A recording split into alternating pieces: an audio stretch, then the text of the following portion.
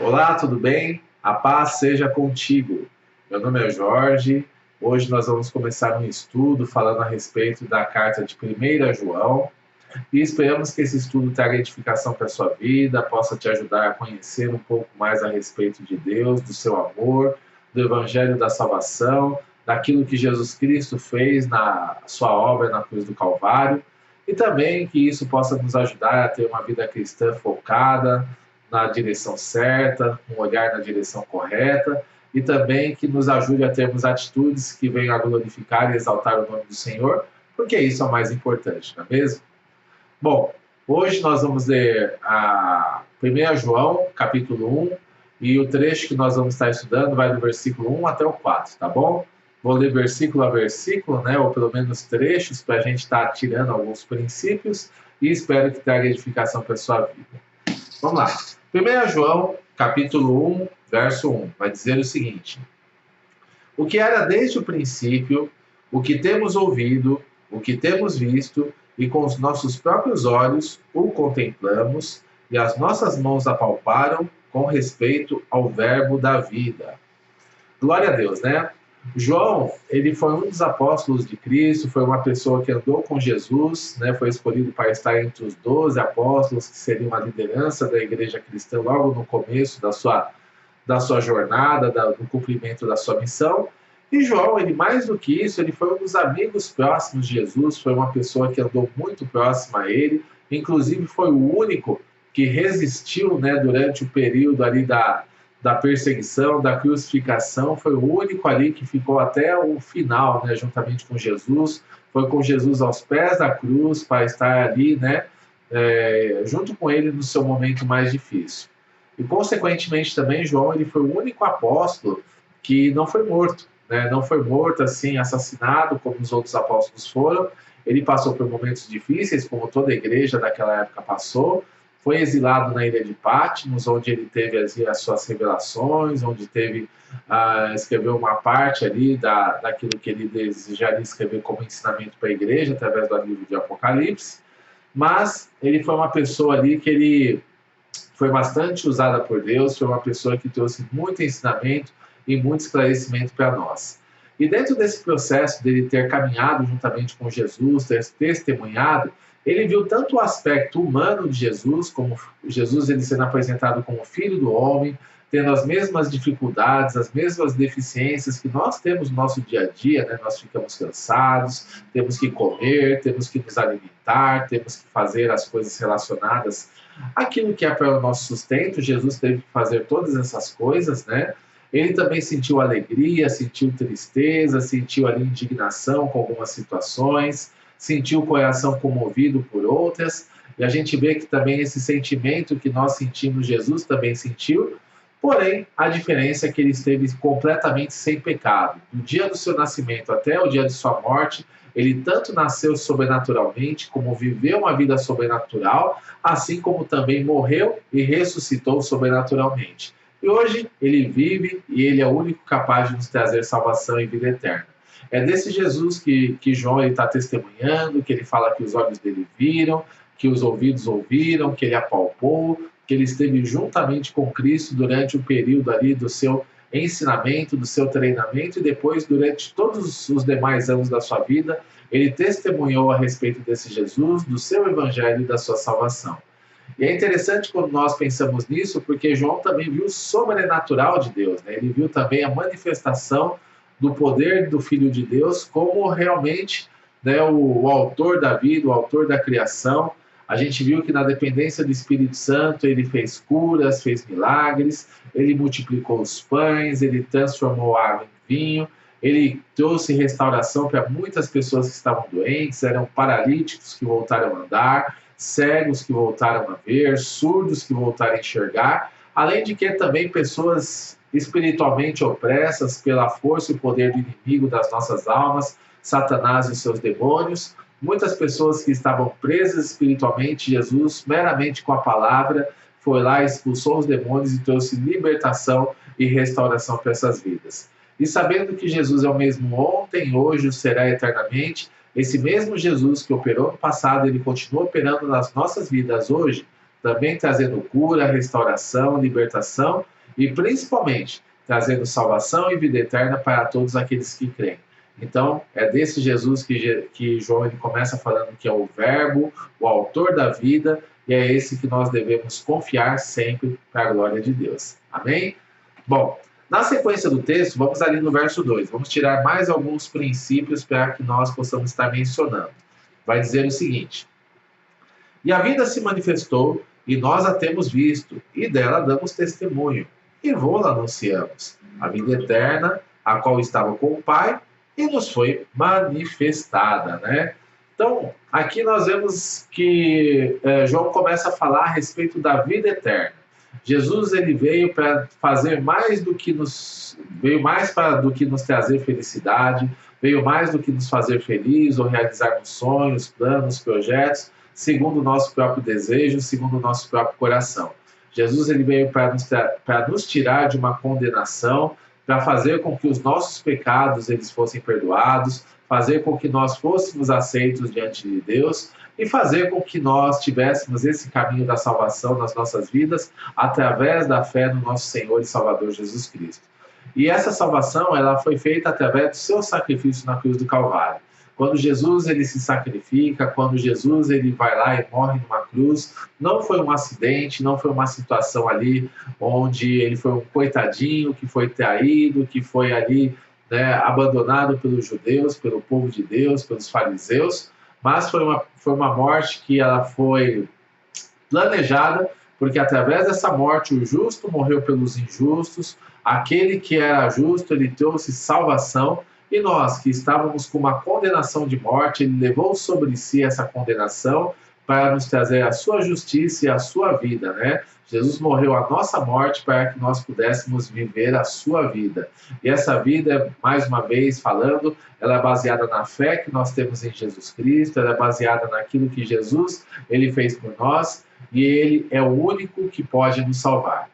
Lá em João, no capítulo 14, 16, o próprio Jesus ele afirma o seguinte: eu sou o caminho e a verdade e a vida, e ninguém vem ao Pai a não ser por mim. Ou seja, somente Jesus ele pode trazer salvação e vida eterna, não existe um outro caminho, não existe uma outra forma. Todas as outras situações que querem trazer uma ponte entre o homem e Deus, querem criar essa ponte entre o homem e Deus, elas são falhas e elas são incompletas. Mas Jesus, ele trouxe a obra completa para a nossa vida, ele trouxe a obra que nos transforma, a obra que nos ajuda, e é ele quem pode trazer essa salvação e essa vida eterna. Então, esse é o ponto que nós devemos fazer. Esse versículo ele fala muito a respeito disso, com relação à vida eterna, e esse deve ser o foco da nossa jornada, o foco da nossa caminhada.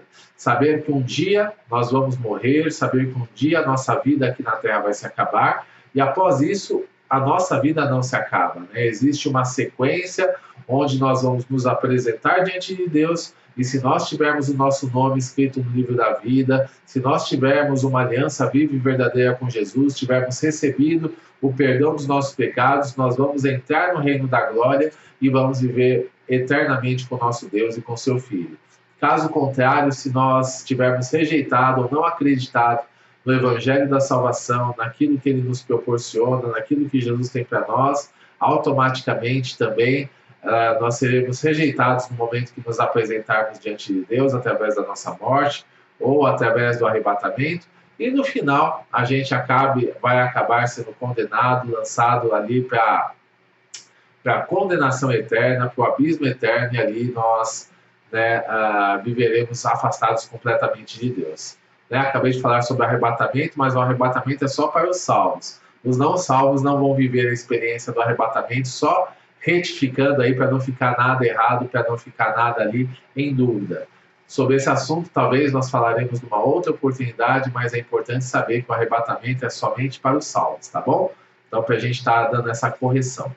Outra coisa, nós vamos continuar na sequência, a gente vê o verso 3 e 4, vai dizer o seguinte: o que temos visto e ouvido e anunciamos também a vós outros, para que vós, igualmente, mantenhais comunhão conosco. Ora, a nossa comunhão é com o Pai e com seu Filho, Jesus Cristo. Essas coisas, pois, vos escrevemos para que a nossa alegria seja completa. Olha só, né? Então aqui João ele começa a falar um pouco a respeito dos propósitos do Evangelho, né? Os propósitos com relação à salvação. E dentro desses propósitos, a gente vê o seguinte, que o primeiro propósito que ele menciona é a comunhão uns com os outros, né? Ele fala para que vocês tenham comunhão conosco. Conosco quem? Com a igreja, né? A igreja que tinha sido estabelecida e as pessoas que estão conhecendo a Jesus, elas devem se integrar à igreja, né? Devem se integrar à igreja para que possam ali ter comunhão juntamente com outros irmãos, se fortalecer uns aos outros, estar ali na presença uns dos outros. Então é muito importante que nós possamos também saber que um dos propósitos de Deus ao trazer a mensagem do Evangelho é que nós possamos andar com outras pessoas que compartilham da mesma fé que nós. Nós não somos chamados para andarmos sozinhos, não somos chamados para ser aquela eu-igreja, né? Igreja de uma pessoa só, não somos chamados para ser desigrejados, mas certamente dentro do povo de Deus existem pessoas ali que andam de uma forma verdadeira, de uma forma genuína, de uma forma reta diante de Deus e são capazes de nos acrescentar através da sua experiência de vida, através do seu conhecimento bíblico, através até mesmo daquilo que Deus traz para ela, para que ela possa estar compartilhando com outras pessoas.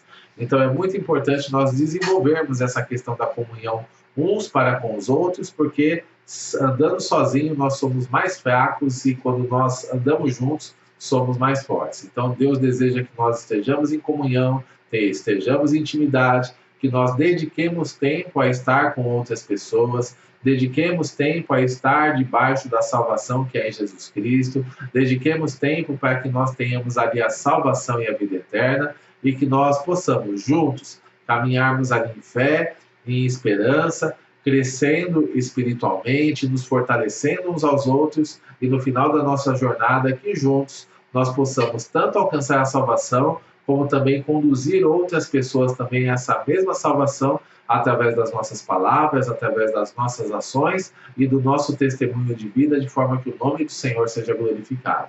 Então esse é um outro ponto aí para a gente estar pensando, né, com relação à comunhão, mas mais do que isso, Jesus, através do Evangelho, ele também nos chama a comunhão com o nosso Deus, né?